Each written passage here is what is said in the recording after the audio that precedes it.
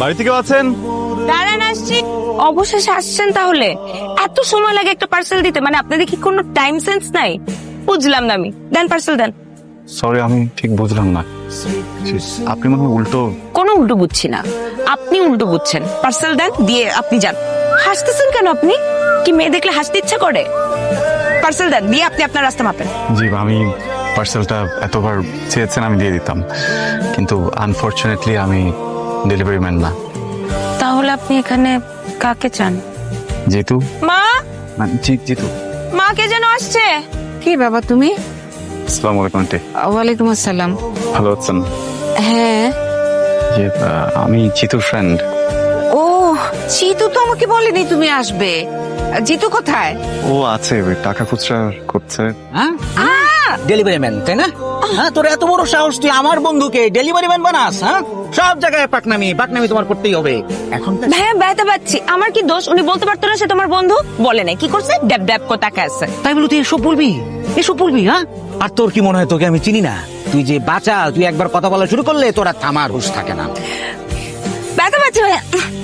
খুব ভালো করছি ভাইয়া, আপনার জন্য শরবত এনেছি, নিজ হাতে বানানো শরবত। খেয়ে দেখেন, খুব ভালো লাগবে। Thank you.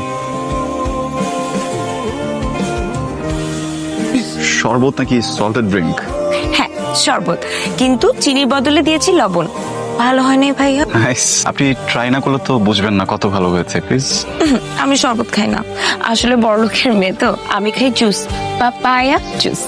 ও, কিন্তু শুধু পাপায়া জুস খেলে তো বুঝবেন না, তাই না? কোনটা সল্টেড ড্রিঙ্ক আর কোনটা শরবত, ডিফারেন্সটা তো বুঝতে হবে। রনি, তোমার ফ্যামিলিতে আর কে কে আছেন? আমার মা আছেন, আর বাবা বিদেশে থাকেন। বিদেশে কোথায় থাকেন? পার্থ, অস্ট্রেলিয়া। আর তোমরা কয় ভাই বোন? সেখানে আমি একা। এই, ওর ক্লাসে পানি দিয়ে যা। ভাইয়া পানি দি। না না না না, পানি না, পানি আধা ঘন্টা পর্যন্ত পানি খেতে হয় না। খাওয়ার পরে ডাইজেশনের প্রবলেম হয়, আমি খাবো না, নিজে নিয়ে খাবো। বাবা, এখনো ঘুম ভাঙে নাই? এই যে ঘুম ভাঙলো। আপনি জানেন, আপনি যদি মেহমান না হতেন, মা আপনাকে আজকে নবাব সিরাজউদ্দৌলা বলতো। আমার ঘুমের সাথে নবাব সিরাজউদ্দৌলার কি সম্পর্ক? যারা দেরিতে ঘুম থেকে ওঠে, মা তাদেরকে নবাব সিরাজউদ্দৌলা বলে ডাকে। তো আমি যতটুকু জানি নবাব সিরাজউদ্দৌলা তো অলস ছিলেন না। আমি এত কিছু জানি না, মা আমাকে মাঝে মধ্যে ডাকে, তাই বললাম। আপনার নাস্তা। পরোটাতে দুধ চা, এটা তো আমার অনেক প্রিয়। অনেক মজা হচ্ছে। কে রান্না করছে? লবণের পরিমাণ দেখে বুঝে গেছি। আর যে করুক, আপনি করেননি। আরে ভাই, আপনার সাথে আমার ফার্স্ট ইমপ্রেশন এত বাজে।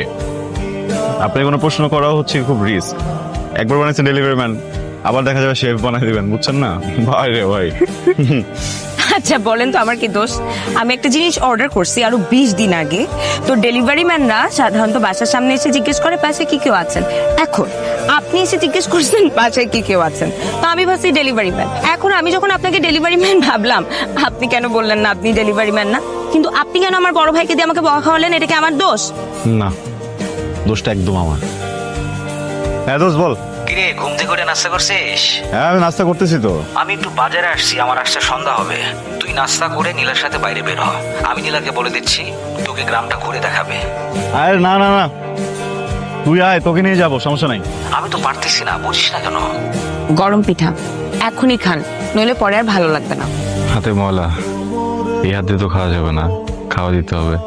ঢং, এরকম খাওয়াই দিতে হবে টাইপ ঢং কিভাবে শিখলেন? অভ্যাস এখনো হয়নি, খাওয়াচ্ছি। বাবারে বাবা। তো গরম গরম পিঠা খান, খেয়ে একটু বাইরে আসেন। আপনার সাথে আমার একটু সিরিয়াস কথা আছে। আমি কি আপনাকে তুমি বলে ডাকতে পারি? আপনি শব্দটা অনেক দূরের মনে হয়। কেউ যদি দূরের সম্পর্কটাকে কাছের করতে চায়, অবশ্যই রাখতে পারে। কি অদ্ভুত, তাই না? আমি কখনো ভাবিনি এমন একটা সন্ধ্যা আসবে, যে সন্ধ্যায় আমি তোমাকে আমার মনের সব কথা বলে দিতে চাইবো। আমি জানি, কারণ এই একই অনুভূতি নিয়ে আমি তোমার সামনে দাঁড়িয়ে আছি। তোমাকে যেদিন প্রথম দেখেছিলাম, সেদিনই মনে হয়েছিল তুমি আমার জীবনের একটা অবিচ্ছেদ্য অংশ হতে যাচ্ছ। আমার মনে হয়েছিল তোমার চোখ, ঠোঁট, চাহনি, হাসি কি অদ্ভুত সুন্দর। কি অদ্ভুত, দুইটা মানুষ কি অল্প সময়ে এক মুহূর্তের মধ্যে একে অপরের মনে কত কাছে চলে আসলো। এটা কি মনে মনে থাকবে? এই সম্পর্ক বাস্তবে রূপ নেবে না? কিন্তু আমার খুব ভয় হয়, তুমি যদি আমাকে ছেড়ে চলে যাও। হঠাৎ এমন কথা কেন? ভয় হয় কারণ জীবনে বাধা আসবেই, বিপদ আসবেই, তখন যদি তুমি আমাকে ছেড়ে চলে যাও। কথা দিচ্ছি তোমাকে কখনো ছাড়বো না, এই হাত কখনো ছাড়বো না। যতই বাধা আসুক আমাদের এই ভালোবাসা কখনো হারতে দিব না। আমিও চাই না আমাদের ভালোবাসাটা কখনো হেরে যাক। আমি তোমাকে অনেক ভালোবাসি। তুমি এখানে? তুমি শুনছো কিছু? না। ঘটক সাহেবের সাথে কথা হলো। হ্যাঁ। আরে পাত্রের দুলা ভাই আজকে নীলাকে দেখতে আসবে। বলো তো, শোনো, তুমি রান্না বান্নার কাজ শুরু করে দাও। আজই একটু তাড়াহুড়ো হয়ে না, দুদিন পরে আসলে কি হতো বলো তো? 2-4 দিন দেখে তারপরে বিয়েটা ঠিক করা উচিত ছিল তোমার। এসব ভয়টা বাদ দাও তো, একদম চিন্তা করো না, সব ঠিক হয়ে যাবে। পাত্রপক্ষ দেখতে আসলে বিয়ে হয়ে যাওয়াটা, বুঝছো? আমি তো আছি, দেখতেছি আমি। আমরা কোনো কিছু হেলা ফেলা করতে পারি না রনি। এমনও হতে পারে পাত্রপক্ষর আজকে আমাকে পছন্দ হলো, আজকেই বিয়ে হয়ে গেল। আবার এমনও হতে পারে যে ডেট ফিক্স হয়েছে, এখন ডেট ফিক্স হয়ে যাওয়ার পরে তো কান্নাকাটি করি, আমরা যা খুশি তাই করি। তুমি কিন্তু আমাকে আর পাবা না। সে কথা তোমার বলতে হবে না, যখন প্রয়োজন হবে আমি নিজে তোমাকে বলবো। হ্যাঁ, এটা কাজ করে আমি আঙ্কেলের সাথে কথা বলি, তাদেরকে বোঝানোর চেষ্টা করি। তুমি আমার বাবা মাকে কি আমার চেয়ে বেশি ভালো চিনো? তার জীবনও রাজি হবে না, ইভেন আমার বড় ভাই সেও রাজি হবে না। পাত্রপক্ষ চলে যাওয়ার পরে তুমি নিজে তোমার ফ্যামিলিকে বলবা, ওকে? তারপর যদি তারা রাজি না হয় আমি তোমাকে নিয়ে চলে যাবো। আমি কি করবো আমি কিচ্ছু বুঝতে পারতেছি না। আমি খালি তোমাকে একটা কথাই বলতে চাই, আমি যদি তোমাকে কোনোদিনও না পাই আমি মরে যাব।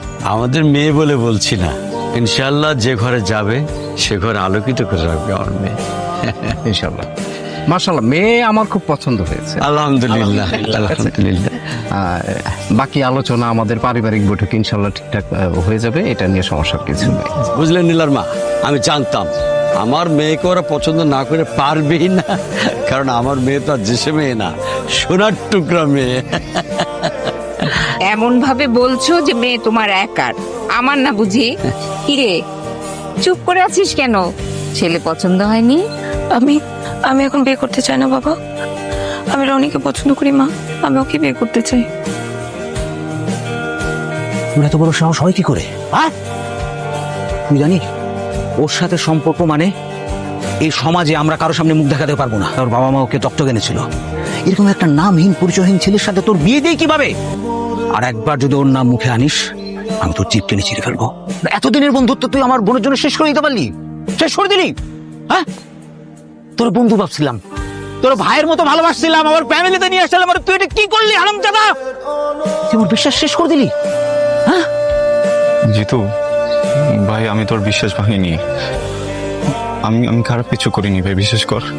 হ্যাঁ, আমি নীলাকে পছন্দ করি, তো আমি ওকে বিয়ে করতে চাই, আমার ইন্টেনশন খারাপ না ভাই, প্লিজ বিশ্বাস কর। তুই বিশ্বাসের যোগ্য? আরামজাদা তুই বিশ্বাসের যোগ্য? ছোড়ে বাচ্চা, তুই প্রমাণ করছিস যে তুই বিশ্বাসের যোগ্য না।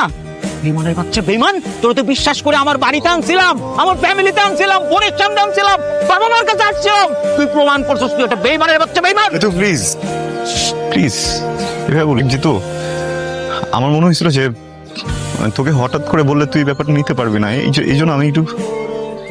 ভাই যা হয়েছে হয়েছে, বাদ দে না প্লিজ, আমি হাত জোর করতেছি, আমি তোর। জিতু প্লিজ।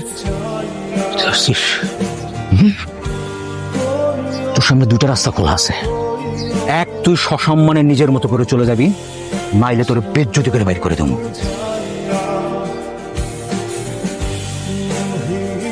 ওগো শুনছো? আমি না নীলাকে বাসার কোথাও খুঁজে পাচ্ছি না। খুঁজে পাচ্ছ না মানে কি? হ্যাঁ, ও নেই বাসায়। কি হয়েছে তোমার? মন খারাপ? সে তখন থেকে দেখছি মন খারাপ করে আছো। এই যে আমি সব কিছু ছেড়ে তোমার কাছে চলে আসছি, তোমার ভালো লাগছে না? আমার না এখনো বিশ্বাস হচ্ছে না তুমি চলে আসছো, কেন যেন খুব ভয় হচ্ছে, মনে হচ্ছে আমি তোমাকে হারায় ফেলবো। আমি তোমাকে কত ভালোবাসি তুমি জানো, এই জন্য তো সব ছেড়ে তোমার কাছে চলে আসছি। তারপরে ভয় পাচ্ছো? আমি তোমাকে অনেক ভালোবাসি, তুমি আমাকে ছেড়ে গেলে কিন্তু আমি খুব একা হয়ে যাবো, থাকতে পারবো না।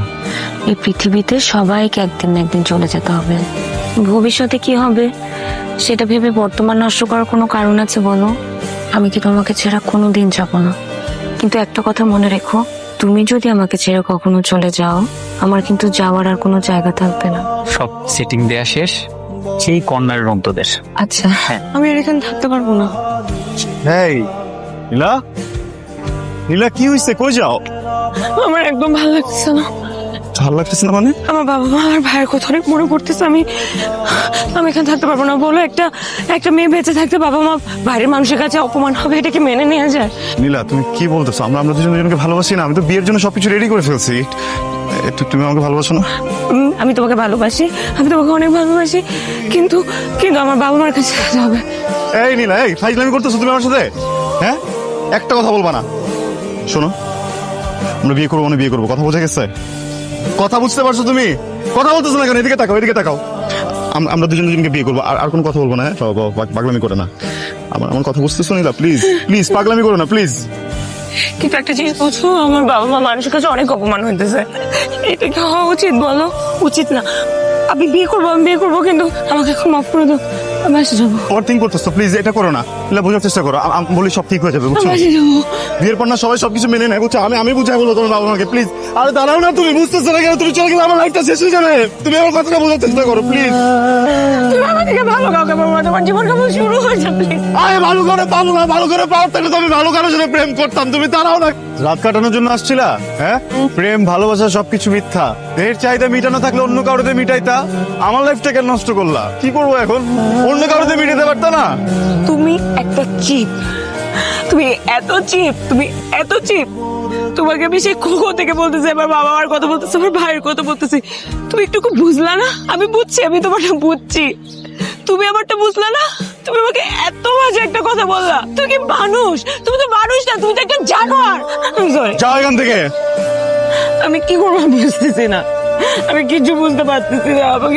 আমি বুঝতেছি, আমি জানি না। দোষটা আসলে আমার। আমি আসলে একটা জানোয়ার যে আমি তোমার মতো একটা মেয়েকে ভালোবাসছিলাম। যাও এখান থেকে।